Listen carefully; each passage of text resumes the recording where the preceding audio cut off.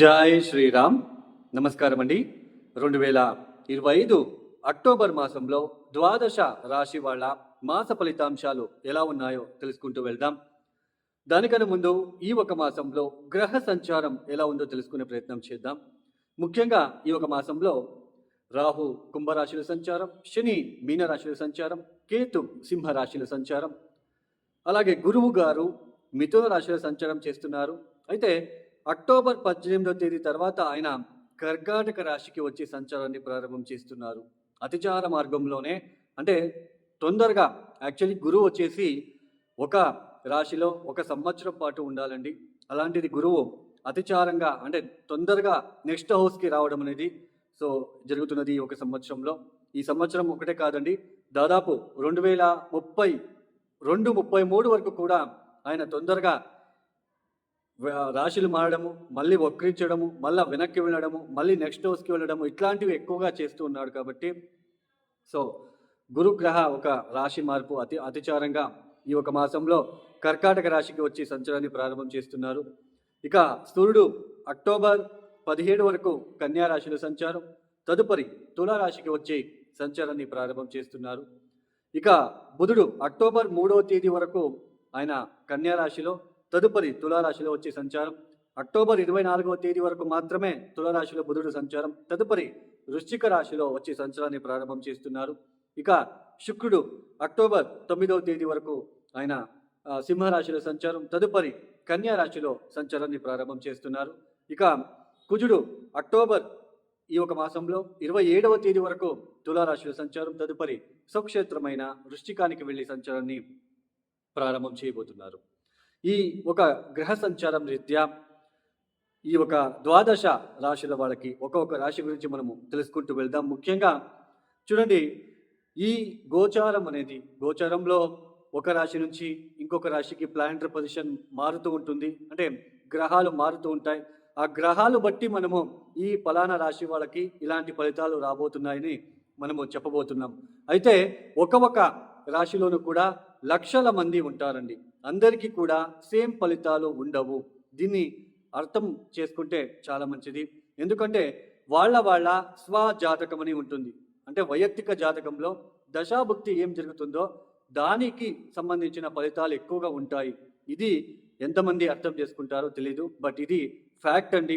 Only గోచారంలో రాశి ఫలితాలు ఫలానా రాశికి బాగుంది, ఫలానా రాశికి గురుబలం అనగానే లైక్ మనకంతా మంచి జరుగుతుంది, గురుబలం వచ్చేసింది. గురుబలం అంటే 1 సంవత్సరం ఉంటుంది అంతే. మిగతా అంతా కూడా మన టోటల్ లైఫ్ స్పాన్ వచ్చేసి మన జాతక రీత్యా ఉన్న దశాభుక్తులు, ఏదైనా దోషాలున్నా లేదా దశాభుక్తులు, అది చాలా ఇంపార్టెంట్ అండి. ఇప్పుడు గురుబలం అని చెప్తాం. ఈ గురుబలం వచ్చిన వెంటనే అంతా మంచి జరుగుతుంది, అంతా అయిపోతుంది, మన లైఫే సెటిల్ అయిపోతుంది అని అనుకుంటూ ఉంటారు. అది గురుబలం అంటే చూడండి, అంటే ఈ ఒక ఎండాకాలంలో వర్షం వచ్చినట్టుగా ఉంటుంది. దశాభుక్తి కనుక బాగాలేకపోతే గురుబలం మీకు వచ్చి ఉంది, ఈ దశాభుక్తి మీ జాతక రీత్యా దశాభుక్తి బాగోలేదు, మీకు గురుబలం వచ్చింది. గురుబలం అప్పుడు ఎలా పనిచేస్తుంది? ఎండాకాలంలో సమ్మర్ సీజన్లో వర్షం వచ్చినట్టుగా ఉంటుంది. అంటే ఎక్కువ ఉపయోగానికి రాదు, ఏదో కొద్దిగా హెల్ప్ అవుతుంది, కొద్దిగా మంచిగా ఉంటుంది, పాజిటివ్ మైండ్ వస్తుంది, ఇవన్నీ జరుగుతాయి. హోల్ మొత్తం జీవితంలో ఇలా జరగదు. గురుబలం అంటే తాత్కాలికం మాత్రమే. దశాభుక్తి చాలా ఇంపార్టెంట్. దీన్ని ఎప్పుడైతే అర్థం చేసుకుంటారో అప్పుడు మనకి జ్యోతిష్యం శాస్త్రం మీద ఒక అవగాహన పెరుగుతుంది. ఇక ఒక రాశి గురించి తెలుసుకుంటూ వెళ్దాం. 2025 అక్టోబర్ మాసంలో వృశ్చిక రాశి వాళ్ళకి ఎలాంటి ఫలితాలు రాబోతున్నాయో తెలుసుకుందాం. ముఖ్యంగా ఈ వృశ్చిక రాశి వాళ్ళకి గత కొన్ని రోజుల నుంచి కూడా ఈ పంచమ శని, అర్ధాష్టమ రాహు ప్రారంభమైంది, అష్టమ గురువు, ఇలా ఈ ఒక నెగిటివిటీ ఎక్కువగా మీరు ఫేస్ చేస్తూ వస్తున్నారు.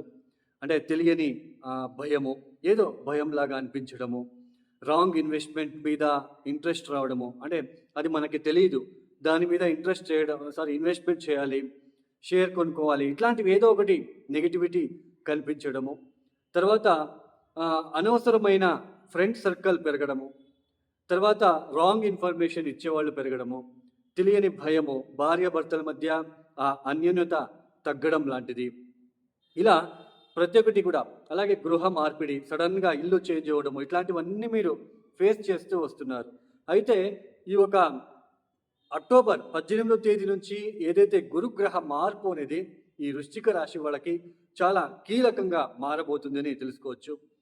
ముఖ్యంగా ఈ పంచమ స్థానంలో ఉంటున్న శని మీద గురువు ఒక దృష్టి పడుతుంది కాబట్టి నెగిటివిటీ తగ్గుతుంది, నెగిటివ్ ఆలోచనలు తగ్గుతాయి. అంటే పాజిటివ్గా ఆలోచిస్తారు, పాజిటివ్గా వెళ్ళే ప్రయత్నాలు చేసుకుంటారు. చాలా నెగిటివిటీ తగ్గి ఇన్ని రోజులు ఏదైతే అనవసరమైన భయం కావచ్చు, ఏదైనా అయిపోతుందేమో అని అనుకున్న ఏదైనా అయిపోతుందేమో అని ఒక భయం పడి ఉండొచ్చు, లేదా రాంగ్ ఇన్వెస్ట్మెంట్ మీద ఇంట్రెస్ట్ వచ్చి అక్కడే కొంచెం డిస్టర్బెన్సెస్గా ఫీల్ అయ్యి కన్ఫ్యూజన్ ఏర్పడి ఉన్నట్లు కనుకైతే ఈ గురు దృష్టి పడుతుంది కాబట్టి ఆ రాంగ్ ఇన్వెస్ట్మెంట్ నుంచి తప్పించుకుంటారు.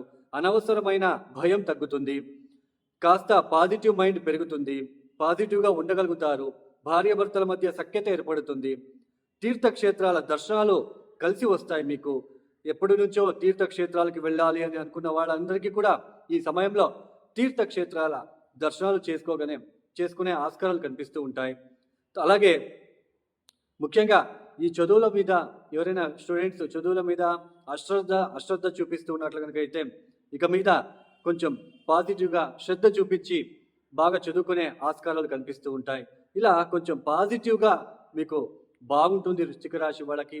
అయితే ఉద్యోగం విషయంలో ఎవరైతే వృశ్చిక రాశి వాళ్ళు ఉద్యోగం విషయంలో ఎవరైనా ఉద్యోగాలు చేస్తూ ఉంటారో వాళ్ళకి కొంచెం జర్నీస్ ఎక్కువ చేయడం లాంటిది, ఇట్లాంటివి ఈ వృశ్చిక రాశి వాళ్ళకి కనిపిస్తూ ఉంటుంది. అయితే అక్టోబర్ 18వ తేదీ తర్వాత మీకు పాజిటివ్నెస్ కనిపిస్తూ ఉంటుంది. అక్టోబర్ 18 వరకు కూడా కొంచెం డిస్టర్బెన్సెస్ అనిపించడము, నెగిటివిటీ ఉండడము, సంతానం విషయంలో ఇబ్బందులు, తర్వాత స్నేహితులు రాంగ్ ఇన్ఫర్మేషన్ ఇవ్వడం లాంటిది, తెలియని నెగిటివ్ ఆలోచనలు కావచ్చు, పనులు అక్కడికక్కడే ఆగిపోవడము, వేగంగా మీరు చేయలేకపోతూ ఉంటారు. సో ఇలాంటివన్నీ ఉంటాయి. అంటే అక్టోబర్ 18వ తేదీ తర్వాత గురువు గ్రహ మార్పు అనేది ఈ వృశ్చిక రాశి వాళ్ళకి చాలా కీలకంగా మారబోతుంది. ఈ వృశ్చిక రాశి వాళ్ళకి దశాభుక్తి కనుక బాగుంటే మరింత ప్లస్గా ఉంటుంది. అయితే వృత్తి వ్యాపారాల్లో అన్నిటిలో కూడా ఆలోచన విధానంలో అన్నిటిలో కూడా అక్టోబర్ 18 వరకు కూడా నెగిటివిటీనే కనిపించడానికి ఆస్కారాలు ఉంటాయి. తర్వాత ఈ ముఖ్యంగా భార్యాభర్తల మధ్య కూడా సఖ్యత అక్టోబర్ 18వ తేదీ నుంచి పెరుగుతుంది అనే చెప్పుకోవచ్చు. ఈ వృశ్చిక రాశి వాళ్ళు తప్పనిసరిగా ప్రతిరోజు కూడా దక్షిణామూర్తి ఆరాధన చేసుకోండి. తప్పనిసరిగా దక్షిణామూర్తిని ఎంత మీరు పూజిస్తారో, దత్తాత్రేయుని ఎంత పూజిస్తారో, ఎందుకంటే గురువు శని దృష్టి పడుతుంది కాబట్టి దక్షిణామూర్తి దత్తాత్రేయ, శివుడు కాలభైరవుడిని మీరు మంత్రాలు పఠించుకుంటూ ఉంటారో, కాన్సన్ట్రేషన్ ఇచ్చి మీకు అంతా పాజిటివ్గా ఉండబోతుంది. ఇక వీడియో మీకు నచ్చితే లైక్ చేయండి, షేర్ చేయండి, సబ్స్క్రైబ్ చేసుకోండి. అలాగే ఎవరికైనా ఆస్ట్రాలజీ కన్సల్టేషన్ కావాలనుకుంటే డిస్ప్లే అవుతున్న నెంబర్కి నేరుగా కాల్ చేయండి. ప్రాబ్లమ్స్ చెప్పుకోరాదు, మీ సమస్యలను ఏది చెప్పుకోరాదు, డేట్ ఆఫ్ బర్త్ టైమింగ్స్ ఖచ్చితంగా ఉండాలి. అది ఉంటేనే వేదిక్ ఆస్ట్రాలజీ చెప్పొచ్చు హ్యాపీగా, ఈజీగా. మీకు ఏ ప్రాబ్లమ్స్ ఉన్నాయి, ఎప్పటి నుంచి బాగుండట్లేదు, ఏ దశాభుక్తి జరుగుతుంది, ఇంకా ఎప్పటి నుంచి బాగుంటుంది, ఏ పరిహారాలు పాటించాలి. పరిహారాలు అనగానే చాలా సింపుల్గా ఉంటాయండి. సర్కస్ చేస్తూ మీరే చేసుకుంటూ వెళ్ళాలి. అలాంటి సింపుల్ రెమెడీసే ఇవ్వడం జరుగుతుంది. సో ఎవరికైనా ఆస్ట్రాలజీ కన్సల్టేషన్ కావాలనుకున్న వాళ్ళు నేరుగా కాల్ చేయండి. ఈ వీడియో మీకు నచ్చితే లైక్ చేయండి, షేర్ చేయండి, సబ్స్క్రైబ్ చేసుకోండి. సర్వే జనం సుఖినో భవంతు. ధన్యవాదములు. జై శ్రీరామ్.